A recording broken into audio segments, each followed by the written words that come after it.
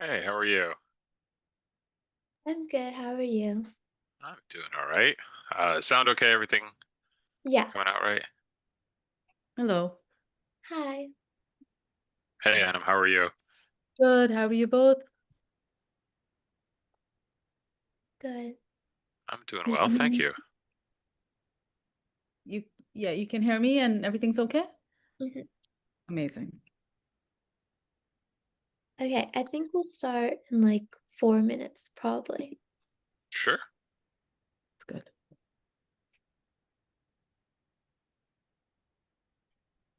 Anam, are you calling in from Toronto? Toronto, yeah. Okay. Yeah. What about you? Cincinnati, Ohio. Okay. Yeah. How's Toronto treating you? It's the winter's not going this year, so we're still, yeah, calling it spring. It's not spring, it's still winter, so I don't know what's happening. Fair. If it makes you feel better, it's really cold here for the last week. I'm Yeah. trying to think. In the morning, it's about 4 or 5 degrees Celsius, not Fahrenheit. So Yeah. it's not what it should be. But I suppose, Um, you know, It sounds similar then, and it's just been raining this whole week, so it's very gloomy and dark and yeah. it's good But for literature conversation. Yeah, it's very that's meditative. Well, thank you guys for coming. It means a lot.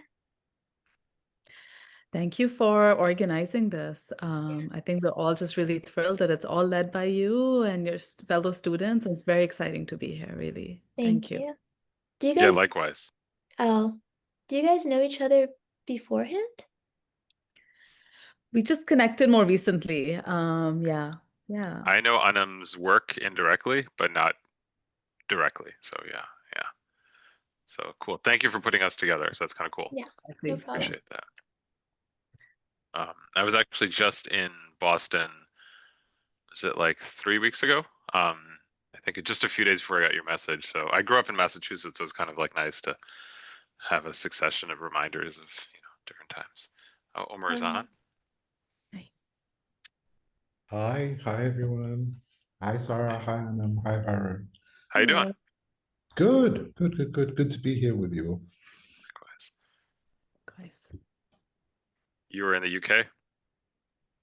No, I'm in Oh, Amman. oh, you're in Amman. I had no idea.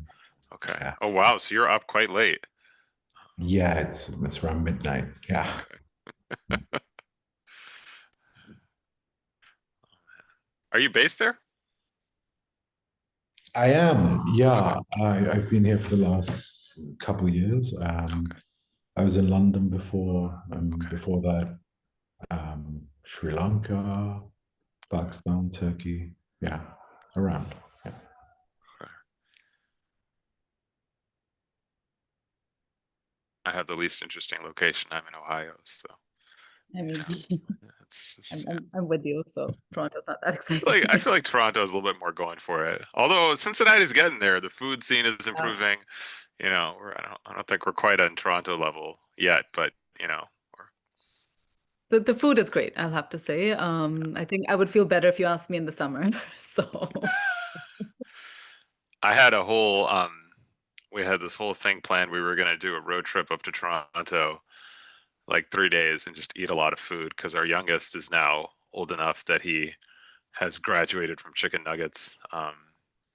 I hope that we're not streaming live because that was the end of my like it within the family for at least a month. But now I'm like, oh, good, we'll all come back and I'll get detained. So um, it's a different calculate. Like it has to be really good. So I might ask you for recommendations. Like when I'm sitting in secondary screening, like I should be thinking about the kebab. Like that was really, that was worth it. That was I could not have had that kebab in Cincinnati.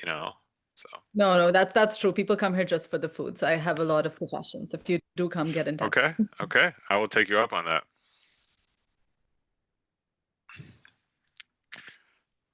Okay, I think we can start now, if everyone is ready. Okay, so just to introduce the festival itself, so the South Asian Literary Cultural Festival is organized by Lexington High School, which is in Massachusetts, and it's the Lexington High School Muslim Student Association. And it's just really a vibrant student-led celebration of South Asian voices in literature and storytelling. So this is like a multi-day festival, and you guys are the first day. And it's just to highlight the richness and diversity of South Asian cultures through conversations with acclaimed authors, writers, interactive discussions, and just community-centered events. So it's rooted in the MSA's mission to create inclusive spaces for dialogue and identity exploration, and it just brings together members of the community, so families, students, even the elders, to just honor the narratives that shape and reflect the South Asian experience, especially now in this very trying time, I believe. So, the festival features both virtual events, which is in late May to early June, and then at the end is a culminating in-person gathering in the Lexington Community Center, which will be on the 25th, I believe. And because this is hybrid, we just want to engage a wide audience, to those who can join in person, to those who can join online. So this is for everyone who can join online. And so now we will first introduce the guest speakers, and then we'll go into structured dialogue. And if the audience has any questions, you can leave them in the chat and we can return to them at the end of the meeting. So we can start with Miss Zakaria. So Anam Zakaria is a Pakistani writer, oral historian, and development professional known for her work documenting personal narratives shaped by conflict, memory, and identity in South Asia. With a background in international development and education, she has focused much of her work on exploring how historical events are remembered and taught, especially in relation to partition and cross-border relations between India, Pakistan, and Bangladesh. In her acclaimed debut novel, The Footprints of Partition, Miss Zakaria captures the deeply personal stories of individuals affected by the 1947 partition of British India. Through interviews and oral histories from people on both sides of the India-Pakistan border across 4 generations, she explores how the traumatic legacy of partition continues to shape identity, memory, and politics. The book moves beyond textbook accounts that we have read in schools and offers a humanized and nuanced view of history. Ms. Zakaria's work highlights the emotional weight of displacement and loss, generational shifts in how partition is understood, and the potential for empathy and dialogue through storytelling. Is there anything else you would like to add? Thank you so much. That was a wonderful and very generous introduction. Thank you. No problem. Now we can move over to Mr. Omar Waraich. Mr. Omar Waraich is a distinguished Pakistani journalist, writer, and human rights advocate with extensive experience reporting on South Asia.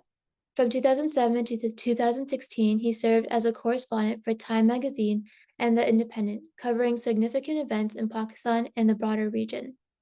His reporting encompassed topics such as political transitions, military operations, human rights issues, and cultural affairs.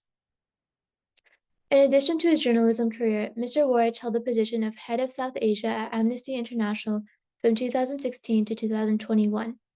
In this role, he addressed a wide range of human rights concerns across countries including Afghanistan, Bangladesh, India, the Maldives, Nepal, Pakistan, and Sri Lanka. His work focuses on issues such as the persecution of religious minorities, enforced disappearances, freedom of expression, and the protection of human rights defenders. Currently, Mr. Waraich serves as a senior advisor at the Open Society Foundations, continuing his commitment to promoting human rights and social justice. Throughout his career, Mr. Waraich has contributed to numerous esteemed publications, including The New Yorker, The Atlantic, The Washington Post, Foreign Policy, The Guardian, The New Statesman, and The Economist Intelligence Unit. He is also a frequent commentator on international news outlets such as CNN, NPR, BBC, and Al Jazeera English. Is there anything else you would like to add? No, like Anam said, that's a very generous introduction. If you could send that to me, I'll try and use it for other occasions. Okay, sounds good. And last but not least, Mr. Haroon Moghul.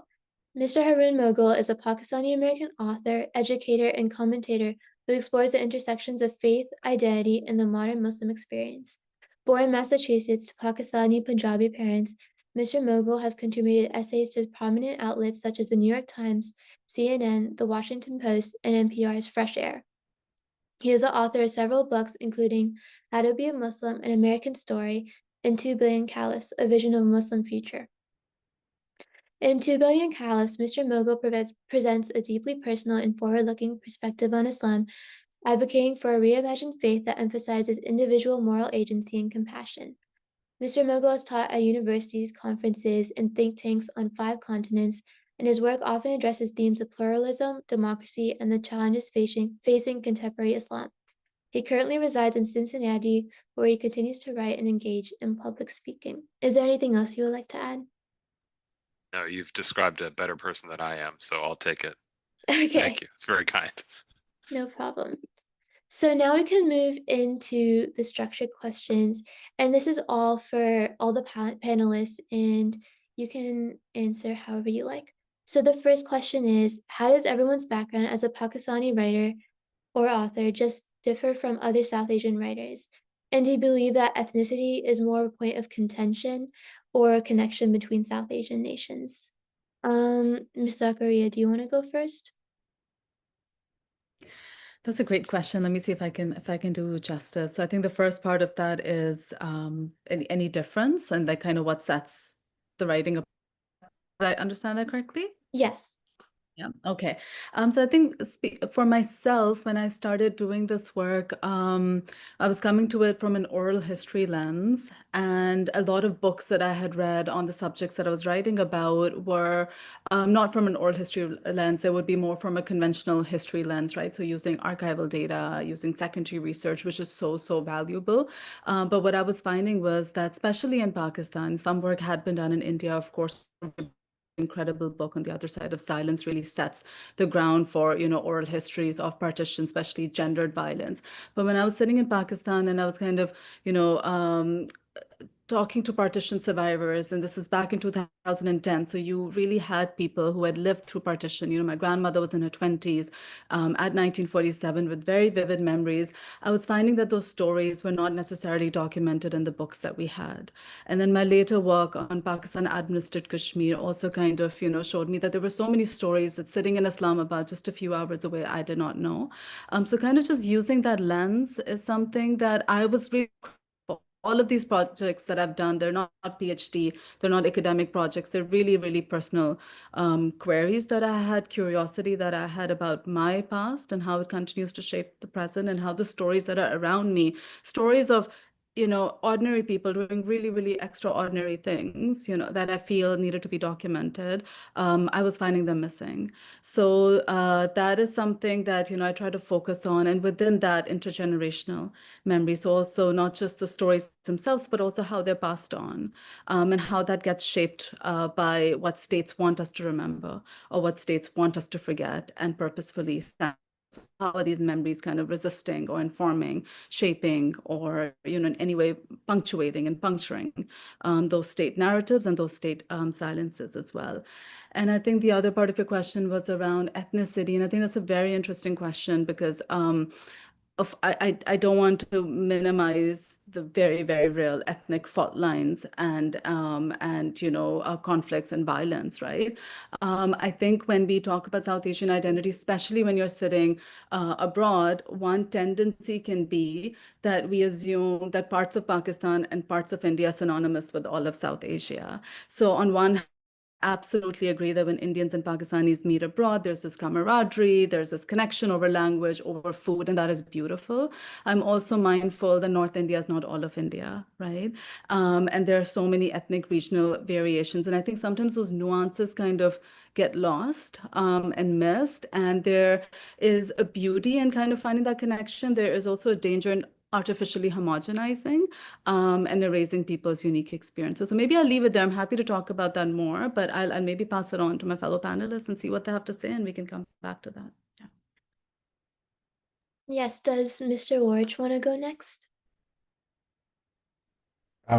Sure, thanks, Sarah, and really honored and humbled to be here with Anam and Haroon, whose work I've read with great admiration over a long period of time. Unlike them, I'm not an author of a book. I've merely written articles. So I won't claim the same authority as them, but yeah, no, but I do think there are some. Anam's put it far more eloquently than I could, but I think there are some themes that I recognize in your question. Um, Myself, I've never explicitly myself written as a Pakistani or even done things personally, but with the intimacy of being a Pakistani and being able to try and break from what was international coverage of Pakistan and the region that was often done from a great distance and often actually in quite condescending terms and without a grasp of the complexity or the sensitivity of those issues and trying to report and tell people stories in a way that does justice to them, to their experiences, but also means that one sees them as equal as of their lives of equal significance as those of your targeted readers, and trying to act as a bridge between the two. Trying to also take advantage of the fact that someone like me has a foot in both worlds and could perhaps try and narrow what has become, at least during the time that I was there, and perhaps even more so, a wider distance. I was also, during that time, not just exclusively writing for Western publications, but also occasionally writing for Pakistani and Indian ones. And that's a very different exercise as well, being able to speak to a very familiar audience or readership, engaging with other writers in that space, and doing it without having to use those unfamiliar reference points. You're not explaining a place to people. The thing about writing about Pakistan from a distance is you're writing for people who will never visit the country, who don't know the country, who may have certain impressions. And so it becomes a more direct experience when you are writing as a Pakistani for other Pakistanis in a Pakistani publication.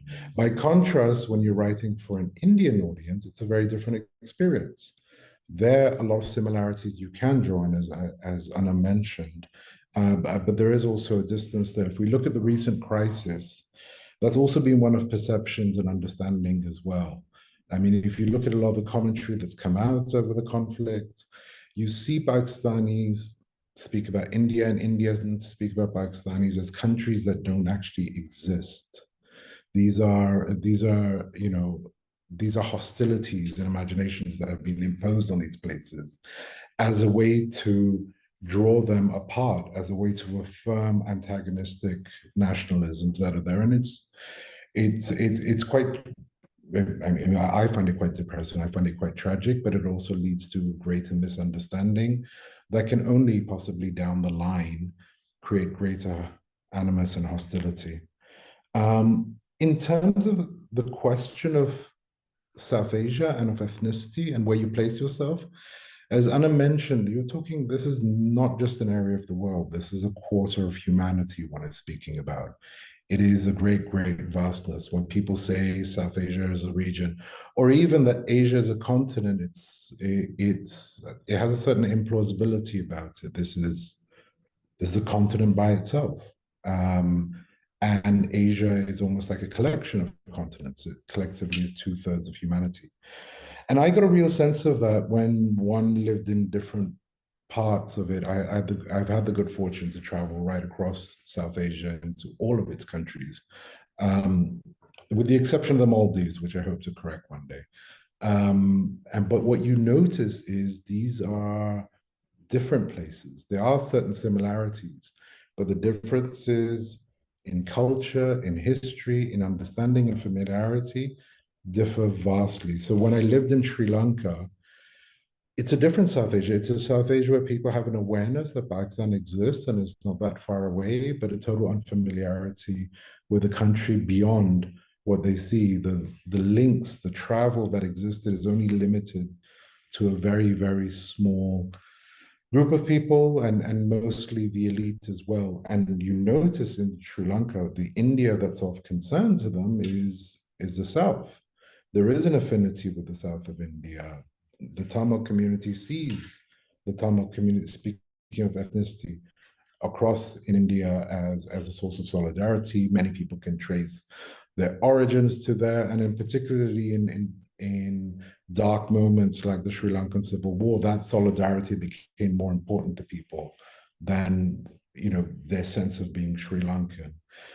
In terms of Pakistan, I'm someone who is of a Punjabi background, and that I value in sort of cultural terms. I speak the language fluently as well, but it wasn't that interesting to me to write about. Well, what it was interesting to do was to be from that vantage point and explore other ethnicities within Pakistan, realizing the differences, but also the power advantages that there, just how much a lot of Pakistan is concentrated around Punjab, or even a bit of Karachi, to the great neglect of Sindhi, Baloch, and Pakhtun identities as well. And that has been and continues to be a source of inequality and injustice within the country itself. Having said that, being a Punjabi is also something that gives me, by background, a link to a big part of India, a very substantive part of India. It gives you access culturally as well. I mean, the languages that I speak, Urdu and Punjabi, are also Indian languages. The food provides a certain familiarity as well. But you can go down to the fact that if you look at my last name, you can find it right across the border as well. You can suddenly, from someone from the same family or clan, just a few kilometers away, is suddenly has a very different identity to you. You are a Pakistani Muslim and they are an Indian Sikh or an Indian Hindu.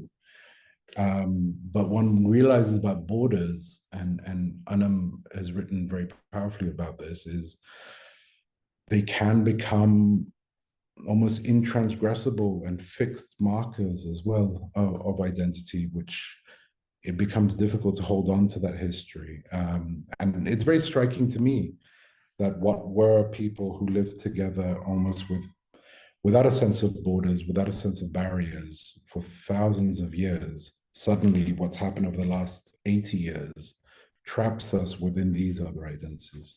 Thanks. Okay, that was a really good response. Mr. Moghul, do you have anything to add? Yeah, I mean, I think what Anam and Omar both referenced is a really important points. I mean, I guess where I would take it is, I think two things that kind of come to mind on the topic. The first is, I think that one's experience of a place or one's ancestry and inheritance of a place, obviously shape how you make sense of a place or how it makes sense of you. So for me, my family was, I suppose still is, Punjabi, and had a very particular relationship to Pakistan as an idea, as a movement, and as a state. And I think, exactly as Omar was saying, as Anam was saying, what stories get lifted to the surface, what perspectives are really given support and endorsement. I think that what I found always very interesting about being Pakistani is it's a very large state. I mean, physically, yes, but certainly demographically, there's a lot of people in Pakistan. And yet there is a consciousness of kind of being a minority and a majority at the same time, right? Because Pakistan's history, even if it's not made explicit, is always tethered to India and South Asia and the colonial histories of all the countries of South Asia. And so in just the official narrative, whether one buys it or not, I mean, nevertheless, it's a narrative that a lot of people at least have to engage with or contend with. There's a sense of a people who are very large in number and yet nevertheless a minority in some way, shape, or form, and that obviously collapses a lot of their diversity and a lot of diversity generally. But it's unusual, I think, in that sense, to have a dominant state narrative that is nevertheless a minoritarian narrative, and that creates a lot of nuance. I think the second thing is, and I think Omar kind of hinted at this towards the end of what he was saying, is a lot has changed in 80 years in the world, certainly in South Asia, but everywhere in the world. And I think that that raises the questions, I'll say, as someone who's, born and raised in the United States, what parts of your identity do you choose to engage with? And to some extent, I mean, some of that is inescapable when you're maybe at an airport, for example, and you're detained. Then suddenly, there's certain things that you can't really step outside of. But in your day-to-day life, those are choices that people negotiate under all kinds of circumstances. And that's where, to me, it's very interesting what we choose to engage or contend with, or what we are not able to choose. And, it's funny, I had a professor at Columbia who put up a map of South Asia. And Omar, as you pointed out, he often said, if India is a subcontinent, how is Europe a continent, right? But he did this thing where he took a piece of chalk and he drew a line kind of from Kabul to Dhaka, so kind of like a line going tending southeast, right? So connecting kind of the capital of Afghanistan to the capital of Bangladesh. And he turned around very proud of himself. It was a good line too. It was very straight. I was very impressed with him. And he said, everyone above this line tends to eat naan, and everyone below this line tends to eat rice. And he said, that's the great division in South Asia. So whose side are you on? And, it was kind of a funny point, but what he was really trying to say is, what we choose to foreground in our identities um, isn't necessarily the only marker that one could choose, right? Like that's probably not a way that most people are, think of South Asia. And yet he said, why not? It shapes economy, political economy, cost of living, cuisine. Like there's a lot of things that revolve around what you eat. And he made the point that what you choose to study when you just study history itself creates identity, right? So you can say, history is the story of religions contending with each other, but then you're going to produce a certain kind of identity. If, on the other hand, you say history is the story of, who ate what and when and how, you're going to produce a very different kind of identity. And I think that's an important point to keep in mind, because sometimes we miss that we have a sense of agency as well in what we choose to engage and choose to talk about. So yeah, it's a good question. Thank you. Thank you guys for all of your responses. So the next question is, how has the experience of being a Muslim South Asian shaped the narratives you all have spun when covering historical South Asian events? And has it made you try to focus on rejecting stereotypes rather than telling a story as authentically as possible, even if that meant like including those stereotypes as well? Mr. Waraich, would you like to go first? Tough question. So if one looks at South Asia, it's 8 countries. I don't know if we count Bhutan or not. 6 of which are Muslim majority. Actually, all states in South Asia are religious majoritarian now, right? Sri Lanka is a Buddhist majority state. India and Nepal are Hindu majority. The rest are Muslim majority. So you're either looking at states with very heavy Muslim majorities or quite vulnerable Muslim minorities as well. And the converse applies. So, the Hindu and Christian minorities in Pakistan, for example, are quite vulnerable. Within Afghanistan, there, sort of the other non-Muslim minorities are vanishing points. Same in Bangladesh, where there is a larger Muslim minority than in Pakistan, but nevertheless still quite vulnerable. So either way, whichever country you're writing about, writing either as a Muslim or about Muslims or about Islam is inescapable. You can't write about any of these countries in any other way. You need to have sort of a reckoning with it. But there are different dynamics that one looks at, and then there are complexities within. So a couple of things that I covered in Pakistan extensively were sectarianism, so violence against Shias who are not a minority, they're just a different part of the Muslim community. But also the persecution of Ahmadis, who are a Muslim community, and then Christians and Hindus who were subject to violence through the blasphemy laws. as well. And that has similarities in other contexts. I've also covered attacks on Muslims in Sri Lanka and in India as well. But what that tells you is it's, you know, there is a deep complexity within each of within religious communities, and when one just speaks about Islam or Muslims, as one encounters in the West, it doesn't really tell you much beyond the obvious as well. And what I got a sense of from speaking to people, from seeing the stories, from being in these places, was just how much diversity there is within these identities, how they provide a sense of solidarity and dignity for people, how many stereotypes are applied, not just from the outside, but from within as well, and how you have to navigate those and strip those apart and identify them and deconstruct them and demolish them if possible.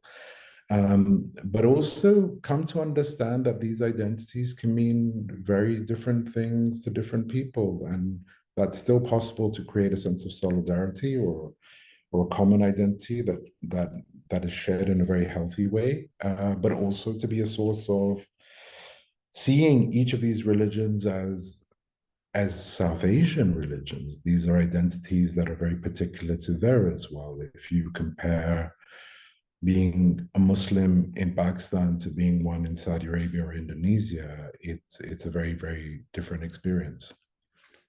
Thanks.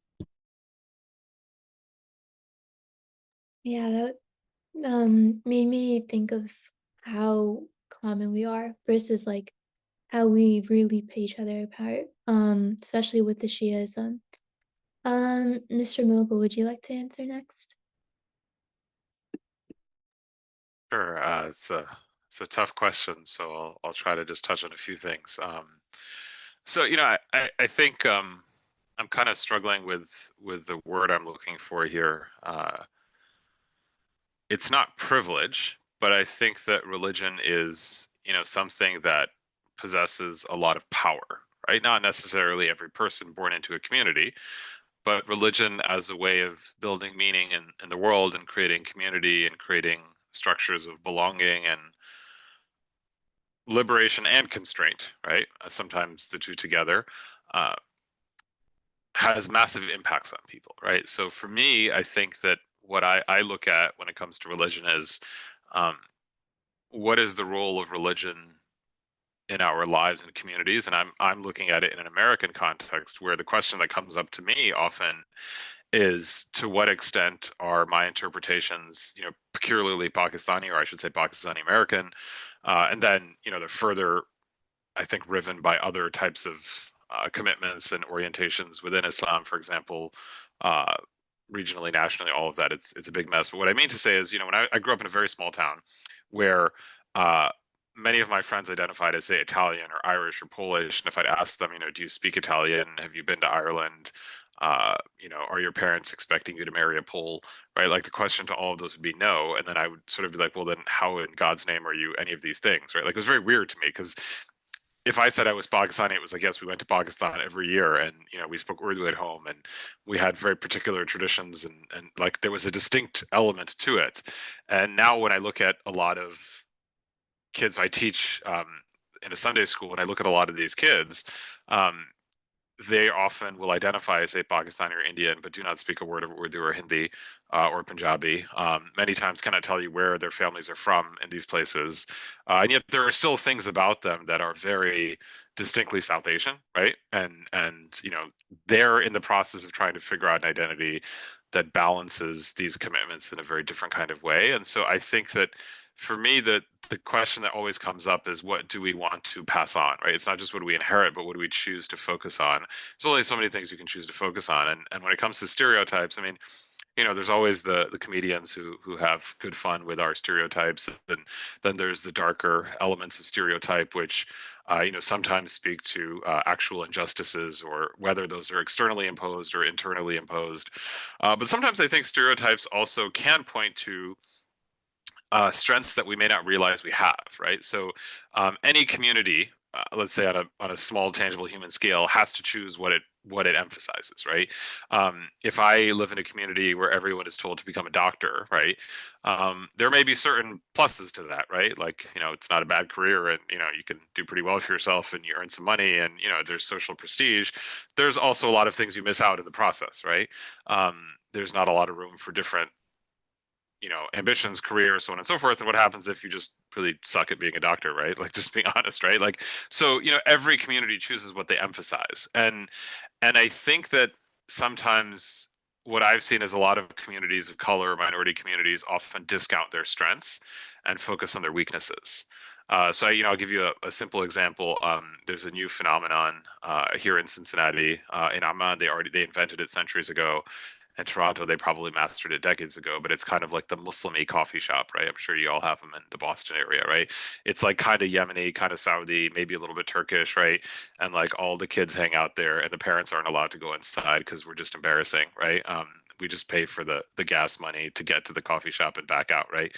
But I was thinking about it, and I was one, it. I mean, I'm not knocking them, right? So I don't mean that in a negative way. I think the entrepreneurship is really cool, but one thing I was thinking about is, when we as a community didn't build a lot of spaces for youth or people who had maybe a tenuous or ambiguous connection to their community, whatever it might be, right? This not surprising that these third spaces came up. But then I also started thinking to myself that, it's actually something. It's funny, my experience of America is very different from how America is often portrayed within American conversations. We hear about how lonely Americans are, right? That, people don't have a lot of relationships or friendships. There's like voids of meaning. And I'm like, here I am suffering an excess of meaning, right? Like, I wish I had less meaning in my life, because every decision seems fraught with, are we going to hell? Are we going to heaven? Right. But also, like, we just had to buy the parking passes for Eid namaz, right? Eid prayers. And 8,000 people show up at the big masjid. In Cincinnati for Eid prayers. And again, Cincinnati is not like a major metro area on like a global scale. And it's like you can't get out of the masjid in less than an hour because you have to say salam to everyone, and half the time you don't even know who you're saying salam to. And it's like, I wish I knew fewer people. Like, I wish I experienced this alienation that all these Americans are complaining about. And the reason I'm saying that is that sometimes the ways in which communities do things can actually create sources of strength. They can be manipulated, twisted, they can be harmful. I'm not denying that. But I was like, hey, we spent all this time asking, like, what's our cultural contribution? And yeah, this kind of funny fusion coffee shop that's like sort of Yemeni and sort of Khaliji, but sort of not, and sort of Pakistani. And like, someone 30 years ago would look at it and be like horrified, right? But it's interesting, right? Like, it creates a space where a lot of people get to hang out and socialize, and there's events, and there's poetry, and there's literature, and it's open late. It's like the only thing that's open late, other than maybe like a pizza place and a bar, right? And you can just hang out. And so I don't even know how I got here from your question, but what I guess I was trying to say is, I think that stereotype is something that I like actually engaging, and that, is the thing we're saying a stereotype uniquely bad? Is it sometimes perhaps excessive or harmful, but also sometimes beautiful and profound, right? Like, it can be really annoying to have people up in your business all the time. Like, it really can, right? Like, "Log kya kehenge," right? Like, what will people say, as the common trope is. But, is the converse really superior, where there's no people saying anything because nobody really cares where you are or what you do or what's happening to you, right? And so to me, it's like finding ways to translate that in relevant forms is really interesting and really fun. But now I'm gonna stop talking, because I think I might have veered from your question too much.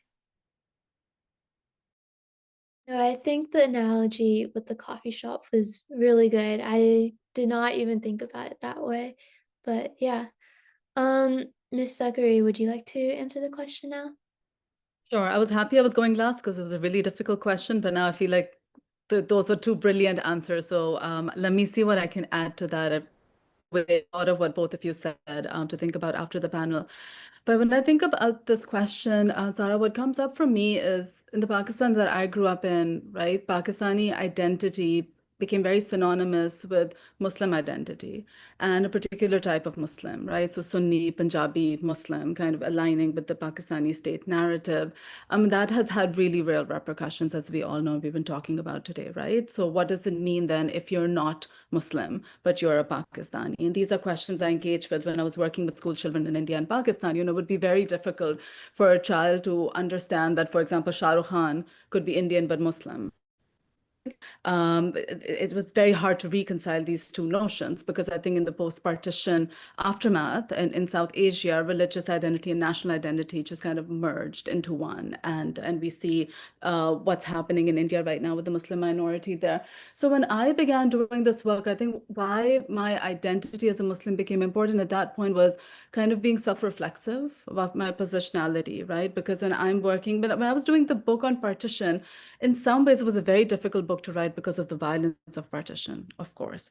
But in some ways, it was also my story. Everybody in Punjab has a partition story. My family had a partition story. But then when I went to Kashmir, my positionality was very, very different. Here I am, Muslim, Pakistani, two identities that are imposed, right? Especially the Pakistani identity on Kashmiris. And what does it mean to do that work? What does it mean to do that work when I went to Bangladesh, coming from Punjab, which was an ethnicity that dominated Bengalis, right? I also have an army background. So there were these layers that I was kind of navigating. And especially when working with religious minorities, in recent years, I've been working with those who've been accused of blasphemy, which Omar touched upon. So I have to constantly kind of interrogate the role and my comes with it, and why certain kinds of violence does not touch me, right? Because of my Muslim privilege as well, and what that has meant. I also think, though, in doing this work, what's been very unsettling, but also very interesting for me, and I'm still coming to terms with it, is because I've written about 3 states, right, about India, Pakistan, and Bangladesh. None of them really like me, essentially. And so when I write, my work tends to get co-opted and appropriated in very selective ways, right? So it becomes very easy for Indian media to kind of pick up when I'm critical of the Pakistani state to say, oh, this quote unquote liberal Pakistani, this is the enlightened Pakistani thing about Pakistan. But that's not done from a lens of the proper critique and constructive critique of state violence. It's done to justify state violence that India does, right?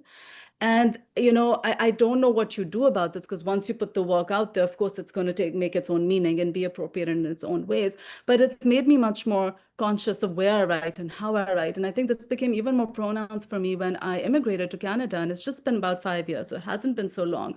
But I think that's where my Muslim identity, I started to feel it much more, because it's one of those, as Haroon mentioned, it's kind of become inescapable. It's in my name. It's in how I speak, how I dress, and all of those elements, right? And I started to think a lot about what I write. And honestly, I moved so I could continue writing, but I stopped writing for the first 2 years once I did, because of the expectation of what Muslim immigrants are supposed to write about, right? And I did not want to write about those stereotypical stories. And because when I was writing, and let me explain this a little bit more, because when I was writing in Pakistan, I'm often writing, hopefully, ideally, against the grain, against the state narrative, right? But when I write those same stories for a white audience, those are often the stories you expect from Pakistan, right?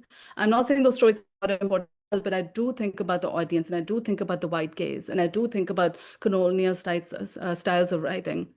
So I stopped writing altogether. What does it mean as a Muslim immigrant to now tell these stories over here, where I'm a minority? And I'm now finding my way back, because I felt like I needed to be rooted here to understand this landscape more, to understand the state narratives here as well, right? And to write from within a community. I think that becomes very important. And now, some of the work I'm doing is engaging with that kind of storytelling. So I feel like I'm finding my voice again.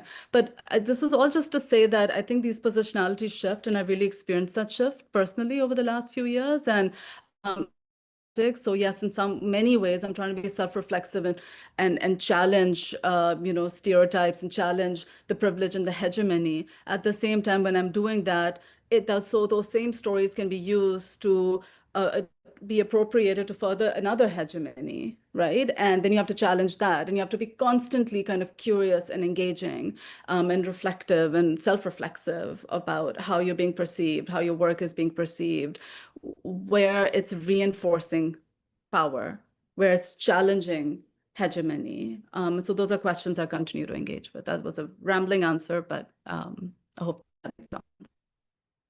No, that was a really good answer.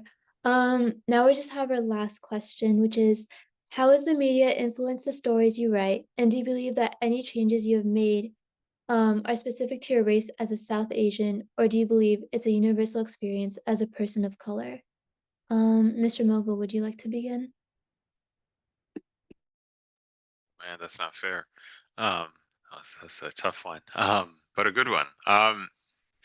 So, I take the opinion that for a few reasons. One is I like to teach, so what I say next should come with the caveat that I'm someone who enjoys teaching, right? I'm not just there's the part of I think sometimes we're writers and we can write for different reasons. So with all due respect to Omar, I disagree. I think he's just as much a writer as the rest of us here. You said merely articles, which I thought was a little bit harsh on your articles, but it's what is the writing, what inspires the writing and who is the writing for, and sometimes there's a very clear objective, sometimes it's more nuanced objective, whatever it might be, right?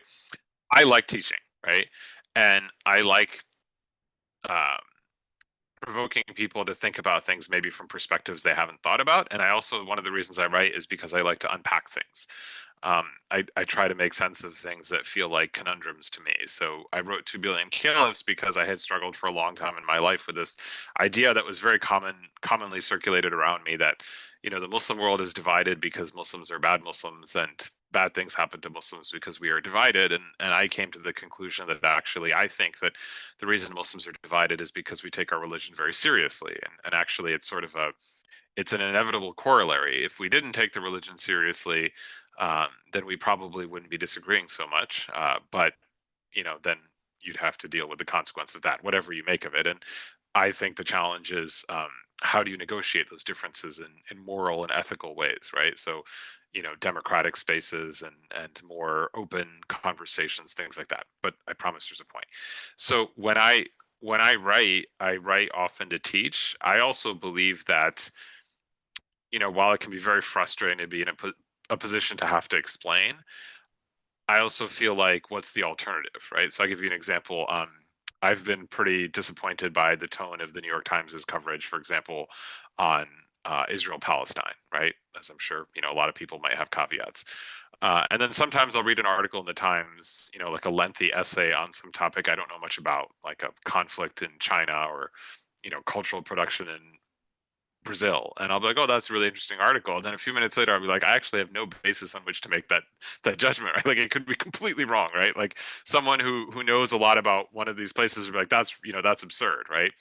And the reason I'm saying that is because I feel like sometimes that pressure to have to explain or to clarify can feel weighty and oppressive, but it's also, I see it as a moral obligation, right? Because, it's easy for me to say, oh, people can look it up themselves, but can they really, right? Like, I mean, I feel like I'm a pretty well-educated, well-read person. And, Omar mentioned Sri Lanka. I don't know the first thing about Sri Lanka.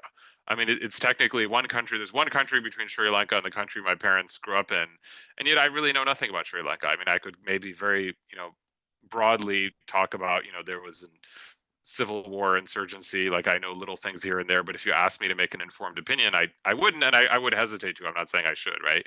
And the reason I'm saying that is I often think about how, as a South Asian, as a Muslim, um, what I write, like who does it land with? And I think sort of like Anam was saying, how does it maybe inadvertently or advertently, create certain outcomes and understandings? And I think that sometimes uh, it is important to try to bring people along.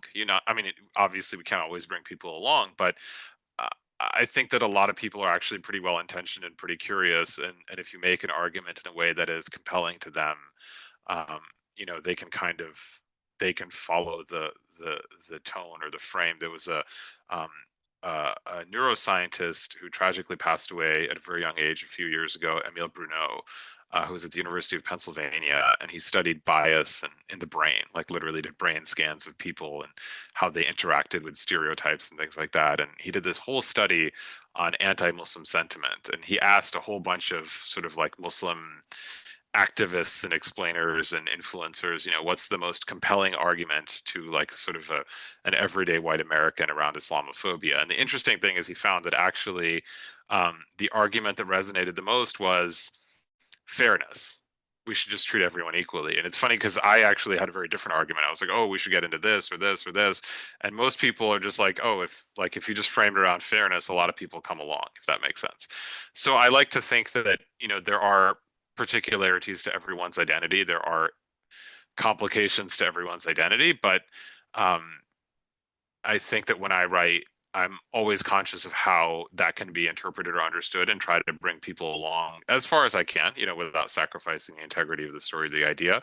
And the last thing I'll say is for me personally, I think that the ethical and moral obligations are bigger, and they're more immediate and urgent. And Anam sort of touched on this. Omar, I know you talked about it as well. Given how high the stakes often are, I feel like sometimes I might have to say things I don't really feel like saying because I've said it 1,000 times, but I feel like you kind of have to, because people make decisions based on stereotypes, to go back to an earlier question, right? And people make decisions based on assumptions, and if those assumptions are grounded in error, then a lot of people can suffer pretty badly. And as far as I'm sitting in Cincinnati living like a pretty, like, fortunately easy life, right? So um I should be mindful of that and not think that it's simply an exercise in performing something that maybe I don't know, it can make a difference, and if it does, that's good, and if it doesn't, at least we tried, right? Thank you. No problem. Ms. Zakaria, would you like to answer next? Absolutely. Sarah, do you mind repeating the question? I think I gathered from what Haroon said, but your voice cut off when you were talking for me. Okay, yeah. How has the media influenced the stories you write? And do you believe that the changes you have made, if any, are specific to your race as a South Asian, or is it a universal experience as a person of color? Yeah, so in terms of how the media kind of influences, I talked a little bit about that right now in terms of, writing in Pakistan versus writing in Canada. Like, this is something I've learned. Right. I've also written for Indian press, and some really great Indian papers, but also, there are some very mainstream Indian papers that will kind of reinforce the Indian state narrative. So I've learned over time of like why somebody's asking me to write a story, and how the story I also kind of write maybe then censored and presented in a certain way to further a certain state narrative. So kind of being really mindful of that, being mindful of the wide gaze. It's a learning curve. It's not something I realized early on, but it's been very, very critical to how I write now. In terms of my, identity, kind of how that comes into my writing, very important process. So, in all of my books, I'm there. And this probably frustrates a lot of readers. And I completely understand that you just want the stories and the narratives I collected. But the reason my voice is there and what's happening for me is there is because, as I said earlier, this is very much about me as a Pakistani doing this research, right? Whether that's me as a third generation Pakistani kind of looking at partition, right? And my family's history and experiences, whether that's me as a Pakistani, whether I, carry that baggage or not, it goes in with me when I go into Kashmir. That is how I'm seen, right? What are the narratives and tropes that I learned as a Pakistani, right? How do I undo them? And then particularly when it comes to the violence of 1971 in Bangladesh, right? How does my identity as a Pakistani, as a Punjabi, as somebody with an army background, right? When I go in and I ask these questions, how does that shape the answers? Right? With oral history, I'm interested in the narrative. I'm also interested in what narratives emerge when and to whom, and what narratives may always be unsayable, especially to me. So I write about this in this 1971 book, right? A lot of my interactions there were very charged because I'm there to 1971. That won't be everybody's kind of experience in Bangladesh. And if somebody else went and did that research from outside of Pakistan, you might come out with a completely different book. That book is very much about me as a Pakistani 50 years on. So for me, kind of including that voice and both those preconceived notions I had, but then what I'm learning, how people are interacting with me based on my ethnicity, based on my nationality, based on my religion, based on the timing, all of those become very, very important. And I think that is something that will probably continue because all my projects in some way or the other, like I'm located in them. There's a relationship to these stories. Whether it's a shared relationship, it's a relationship of power and privilege, but whatever it is, I'm curious about interrogating that. And last but not least, Mr. Waraich, would you like to answer the question? Sure, thanks. And thank you to both Haroon and Anam for their illuminating answers, which made me think of a lot of things. So, I mean, in terms of if you are writing about Pakistan or as a Pakistani, you have to reckon with media narratives, whether you like them or not. Those are the spaces, and those are the reference points that you have to navigate. You don't have enough space to, you're not writing about some obscure country that no one's heard of, and therefore you have free reign, right? You're also not writing about a place where there are settled narratives that you can be quite happy with and have a lot of leeway. You're not a French person writing about France, where there's a lot of comfort about the country, its history, its identity. What I tried to do, and I, readers can be the judge whether if I came close to pulling it off, was a bit like what Anam said earlier, trying to challenge hegemonies and dominant narratives. In this case, it meant trying to challenge two. So one, Western conceptions of Pakistan, but then secondly, the state narrative within Pakistan.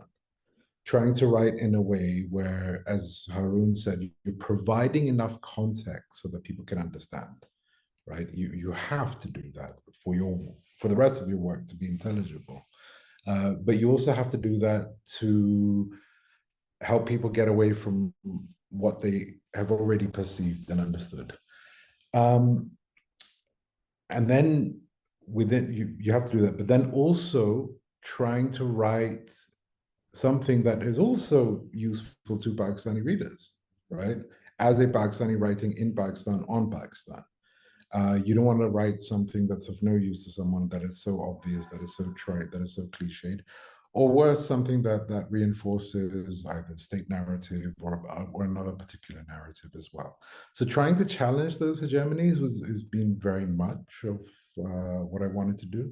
I did always try and think, I thought maybe there's a conceit that you can actually take a universal perspective on this, that you can write just, that there is a way in which you can write that almost like a Rawlsian, veil, where you just write as anyone doing justice as a subject could write with any identity anywhere.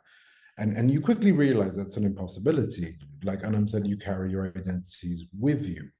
You carry your identity with you if you're a Pakistani writing for non-Pakistani audiences. That's very heavy there. When you're writing for an Indian readership, then it's almost like that's most of your identity. You can't, you will only be seen as a Pakistani writer in that context. And that may be interesting for people for that reason. You may be read sympathetically for that reason out of curiosity, but also with hostility. But then, if you are a Punjabi going into Khyber Pakhtunkhwa or Balochistan or Sindh in these places, then the identity you're carrying is not of a Muslim. It's not even of a Pakistani, it's of a Punjabi, and a particular kind of urban Punjabi. It's also carrying a class with you. In some cases, yes, it is carrying religion. If you visit minority communities, you are a Muslim, even if you come out of solidarity and sympathy. In some cases, you're carrying sect with you. It's one thing with my name is very easily identifiable. It's like Omar Waraich. This is Sunni Punjabi. You can't get away with it, however much I may try to recast myself or see myself in other terms. Within that, what you also realize is how different things are read in different contexts as well. How, as Anam said, challenging a state narrative in one context can be seen inadvertently, indirectly, or be co-opted as reinforcing a different state narrative. So one of the examples I always think about is the Pakistanis love Arundhati Roy. They will always cite her, particularly on Kashmir and elsewhere, and that's great. But then I also sometimes wonder, and I ask people, who say this, well, okay, if there was a Pakistani Arundhati Roy, how much would you like her and what she wrote? Can you apply that consistently across different cases? And, it seems unlikely. And this is what struck me over the tensions between India and Pakistan this time was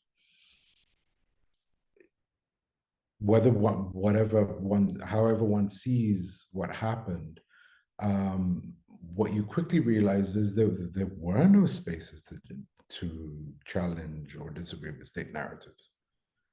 However you felt about it, whether that's right or it's wrong, or those spaces just don't exist, which makes them, I think, even more important to think about, even more to create spaces for. Finally, though, however, one shouldn't be too critical. I actually find that in Pakistan and in India, people are more self-critical about their countries, about their state, about their histories than they are in the West.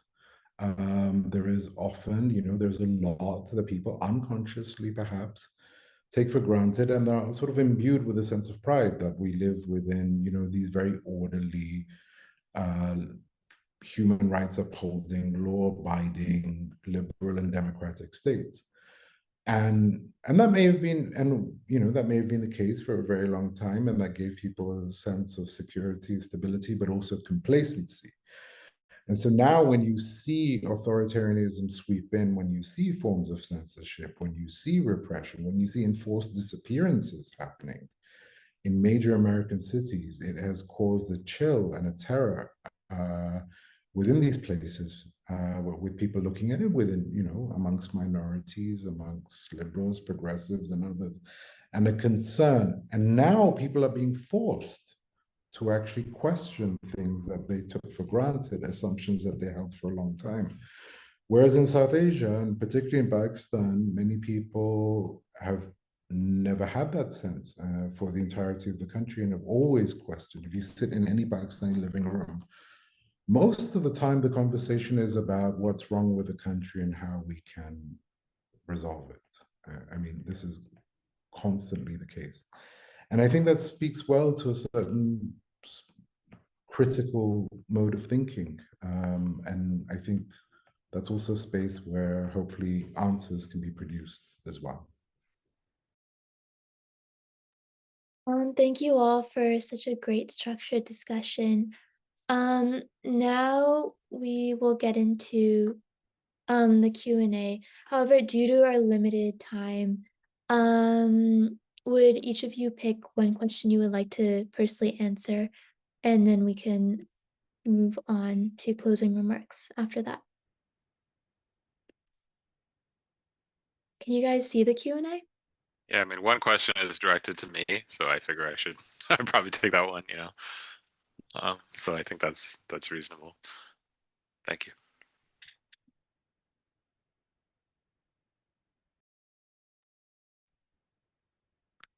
I think there's 4 questions, so someone's gonna have to be 2 people. Sarah, you can answer a question, right? Like, why not? It's your panel. You can just hand out questions, I don't know. I think it would mean more if you guys answered a question. I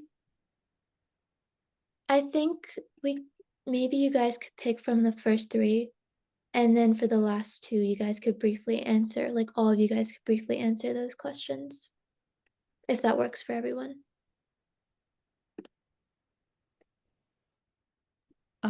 Sure. And Haroon, did you want to kick it off, or otherwise I'm happy to take the first one? You go ahead. You go ahead, yeah. Okay, it's just, I guess a brief answer is it's this question around like how does the form of like how we're doing storytelling kind of inform storytelling. And with oral histories, this is really interesting because I write feature articles as well, but articles and especially feature work requires a different kind of questioning and fact checking. With oral histories, what I'm looking for are not actually facts, right? And I know this is a critique oral histories and it gets a bad reputation, which I completely disagree with. But when we're sitting with our memories, right? And what I'm curious about is there's so much literature out there, especially in the topics I'm writing about. You have the big data, you have the big facts. I'm curious about how people are making sense of it. So my questions then, have much more to do with how things felt when a certain event became real for them, right? When did they first hear about it?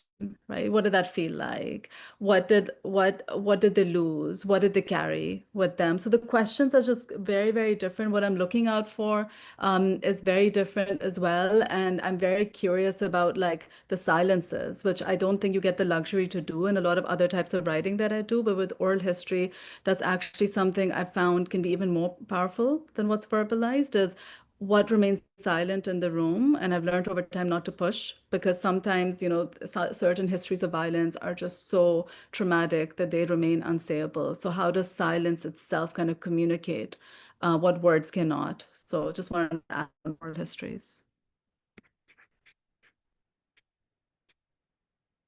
Because Mr. Moghul is taking the third one, Mr. Waraich, would you like to take the second one, which is how has the rise of digital platforms and social media transformed the landscape of storytelling and journalism in South Asia? Okay, so maybe I can make reference slightly to the earlier question, what Anam said as well. Journalism as it existed was actually, I mean, sometimes people see it in or nonfiction rather. I actually prefer that to the idea of journalism. Is actually a very broad range of spaces and styles where, you know, it's not just reporting, it's also commentary, it's also features, it's also the essay, you know, it's a particular favorite form of mine. And the different approaches within which you can bring that, and they complement each other. And I think it's necessary for people to engage with all of them, and one leads to the other. And the hope is that, you know, your knowledge, your understanding, your different perspectives can become richer because of it, because you did get the news, but then you were also able to read about something in much deeper detail. You were, as was said about oral history, see something from a completely different perspective as you experienced it as well, with a different voice, and realize actually the idea of news that there's only a single truth is not true. People have different truths that they hold, and they have their own places as well. To then, you know, people having outright opinions and so on. What social media has done is kind of, I think, to be frank, just destroyed all of that. It is, I engaged with social media in the beginning, you know, quite early on when Twitter came, in 2010, thereabouts, and it was a nice place for global and local connection. It's also how I met other Pakistanis and writers, and read things and access things, but also was able to share what I wrote with audiences and be in touch with people in different places. And that led me to actually, in a number of cases, write for those other audiences. Now, you know, now Twitter's like, it's a volcano of fascism. And I don't say that sort of lightly. And if you just see the narratives that emerged, again, I keep going back to the India-Pakistan tensions. It was unbearable. I mean, if you just see the outright lies, falsehoods, caricatures, racist hostility that took place. People that I knew and respected, you know, well-known Indian journalists saying things like, well, you know, it's good to shut off the water to Pakistan as if to collectively punish people, and this becomes, you know, normal. Or if one sees, but then at the same time, it's also a place where you see things that you don't see elsewhere. I've only been able to follow the war in Gaza in its, you know, in terms of the closest proximity to what's happening through social media and images, because those aren't being shown elsewhere. The international journalists don't have access to it. Other channels sort of mediatize it. But go back to the specific question, how is it transcribed? I think it has hurt storytelling. I think because there aren't those spaces in which people can do it in a more expansive form, where they can't bring in other voices, where it's only down to a lot of voices, yes, being more democratic and open, but saying very little and having to shout over each other in very brief terms. I think has been hugely damaging. And what that meant is the thoughtful voices aren't there. The people you're not going out to be able to ask people. People don't go in search of conversations. You're constantly reacting to things, and I think that's hurt. I think it's hurt journalism, but I think it's hurt us all.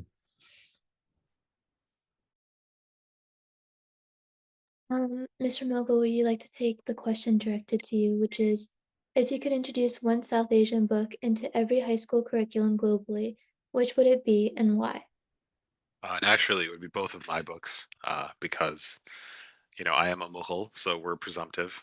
So Omar, to your point, I feel like I carry even more weight when I walk into a room in South Asia with my last name. It's a lot, But no, in all seriousness, it's a good question. Um, I would I would actually step back and say I wouldn't say there's one book. I think the question is, where's the high school? Who's in the high school? And what do you want the students to get out of it? And so I can give you two simple examples. I was when I was in graduate school, I was at Columbia University. I actually picked the department that the Trump administration is now targeted for receivership.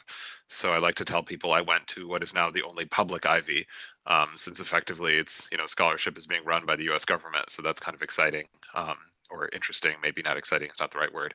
But I went to study, colonial South Asia intellectual history, and when you're doing a PhD, you basically I'm a teaching assistant like and I found out that for my third year I would actually have to teach a course entirely, and I was like, oh cool, like I thought I was so special that I was being given this great assignment, and they were like, you're going to teach second year Urdu Hindi.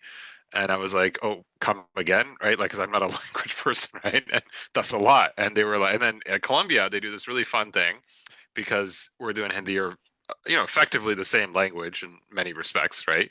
In many respects, they're not. So the students would study Hindi 3 days a week and then study Urdu 1 day a week.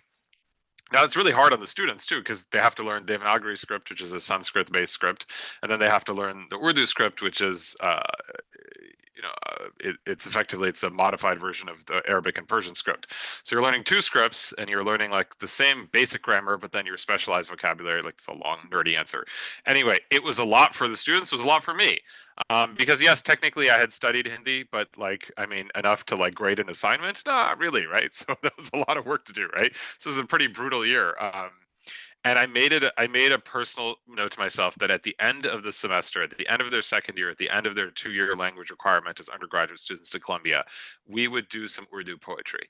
I didn't care if it was like two baits, like two couplets, if it was like I just wanted them to touch it, like having a sense of there's this huge world out there.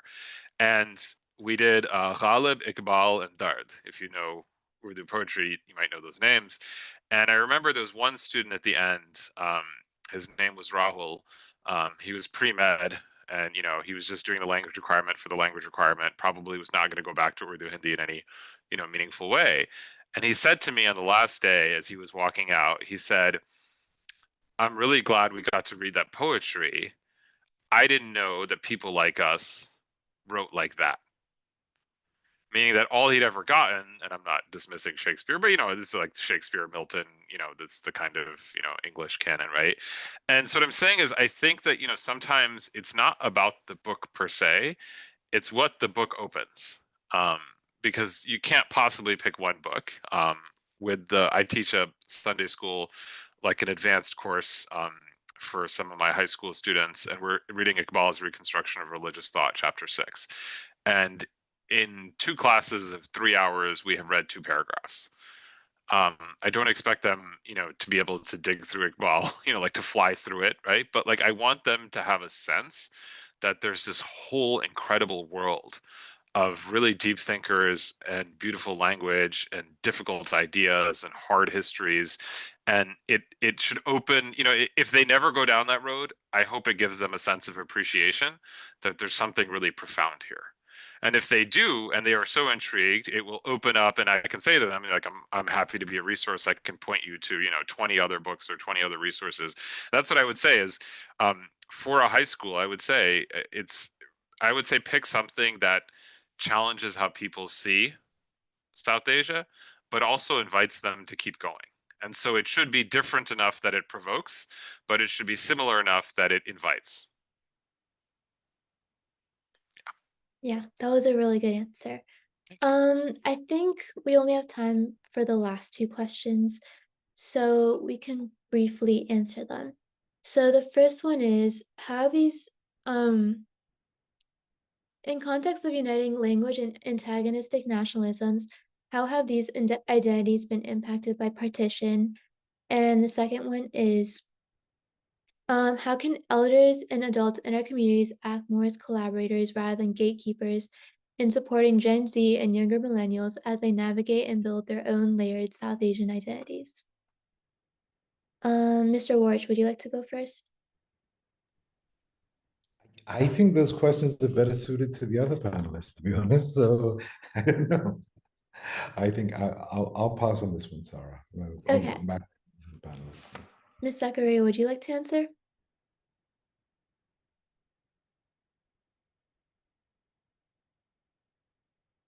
Sorry, I didn't realize my mic was off. Let me try. I go maybe with the second one on elders. I think it's an interesting question. You know, I'm all for recording personal stories urgently and as soon as you can. It doesn't have to be formal recording, but I do mean like kind of going back to those in your family with curiosity, especially if you're in the diaspora, right? What stories have been inherited and carried over? We will lose them before we know it. The reason I also say this is because I think sometimes the gatekeeping, not always, but sometimes the gatekeeping, if you're experiencing that, can also come from there's a lot of trauma and intergenerational trauma. And sometimes it's we want to protect. There's no need for you to go there. That is a past we must have left behind, right? So there are usually deeper reasons as to why there may be silencing. They may also be silencing because silence have been inherited and passed down. So I would say be curious, you know, kind of ask questions, but also be mindful. And I think this is really, really important. When I was a young researcher, when I first started doing oral history work, I wanted to be the one that told every untold story. And I get that urgency. I get that. That comes from passion, right? As a young journalist, you may want to be the one with the byline. You want to make the headline. I get that. But also to remember, again, that's a lot of times these histories, these memories are memories of trauma, memories of violence sometimes, right? And it can look different linked to partition, but it can also be racism. It can also be like immigration and everything that's come with it. It can also be around being a visible minority, right? So to remember not to push, right? To do this work ethically, remember that, you know, what can be a story for many of us is somebody's life. So kind of going with that caveat, but also being curious before we lose these stories. So I don't know if that directly answers the question, but I think some of what we might experience as gatekeeping is coming from a layer of protection.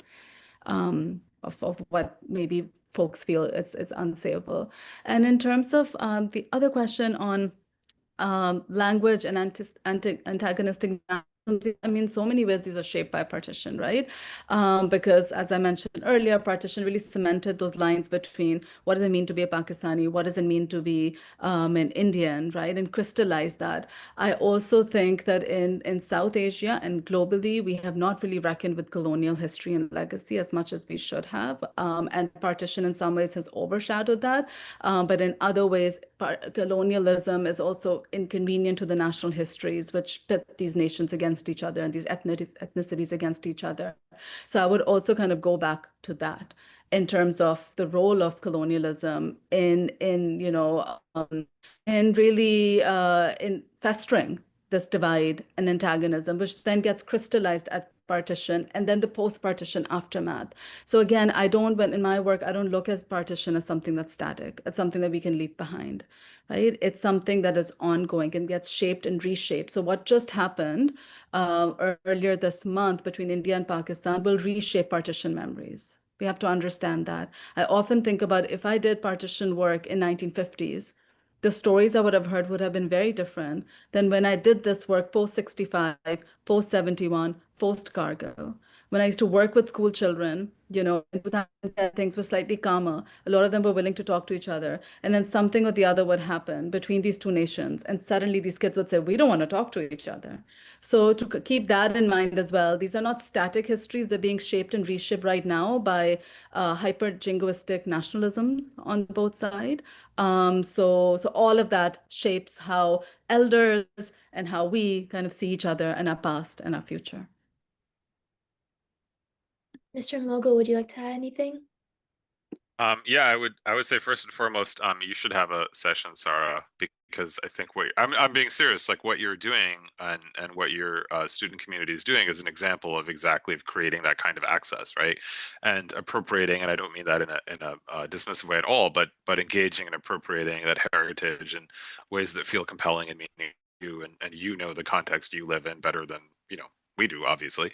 And I think there's something to that. I would say really quickly on the question on Islamic education actually intersects with this, is that I think there's three stages. Is the first is you have to give people the grammar, right? If you want to write, you need grammar, right? But just because you know the grammar doesn't mean you'll be a good writer. It just means you're a competent writer, right? Or at least you're a reader. You can make sense of things. So I say with any tradition, whether it's Islam, it's South Asia, whatever it is, to try to give people a base and a foundation so they can make sense of what's happening around them, and then to graduate, and this is the important thing, to a level where there is permission to be creative and to be resourceful, right? You need the foundation, and we do that with education, hopefully, right? Like you should, you know, before you can invent a new kind of car, you need to know how cars work, right? Otherwise, you're just going to invent like a death trap, right? So it's the same with any other tradition or culture. You get some kind of grounding in it, and then you build from there. And the thing I would say is to anyone who's watching, and sorry, this is a great example of it. I mean, there's so many resources in the world, and most people I found are very open to helping out and participating if you know if they can in whatever the way they can. And Anam, I think her example of it is such a perfect, potent example, right? You can, I mean, there's so many people just where most of us live who can talk to you about something and give you a context and a story. And over time, as those experiences accumulate, you get a better sense and appreciation of a thing, whether that's, you know, a particular kind of Muslim practice or tradition, or that's, you know, understanding Urdu poetry or, you know, Bhangra or whatever it might be, and going from there. Yeah. So thank you. That's good questions. Thank you all. So this was basically it. I'm sorry we couldn't get to all the questions, but unfortunately didn't have enough time. But thank you all so much for joining us today for the kickoff of the South Asian Literary Cultural Festival. And on the behalf of the LHS MSA, we're so grateful you were able to come here and just give us your time, presence, and engagement. And so I just want to give a heartfelt thank you to our wonderful speakers, Ms. Anam Zakaria, Mr. Haroon Moghul, and Mr. Omar Waraich for sharing their powerful insights and stories with such honesty and depth. And it just really brought this festival to light. And this is just the beginning, because we invite you all to join us for our upcoming virtual sessions through early June, and then we'll have our in-person gathering in the Lexington Community Center in late June. And this will just be us celebrating the richness of South Asian literature and culture. And the next session will be on Friday, May 30th at 7 p.m. And you can find the details at our website, LexLitFest. And in the end, if you have any questions or feedback, feel free to reach out, and we'd love to hear from you. So thank you again so much for coming and just taking your time to be here. Thank you. Thank you. Thank you, everyone. Thank you so much.